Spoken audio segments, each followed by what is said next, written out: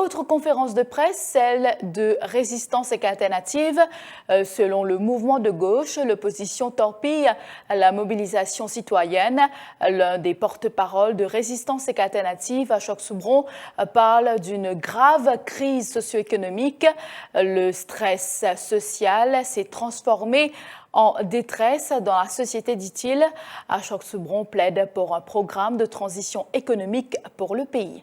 Face à sa crise-là, nous allons dire, face à sa crise institutionnelle, socio-économique et crise de la faillite du politique du régime au pouvoir, ben, il est très très grave pour trouver ce qui est arrivé dans les dernières semaines. L'opposition officielle parlementaire intopie la mobilisation populaire qui est développée depuis l'année dernière et qui a commencé par nous. Depuis les 11 juillet.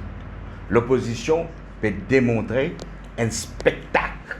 Le 13 février représente la tentative, nous appelons, pour topier la mobilisation populaire, la mobilisation citoyenne qui est développée toute longue 2020 et qui nous peut attendre pour prendre une nouvelle dimension en 2021. Voilà que l'opposition parlementaire et une partie politique traditionnelle, une topie.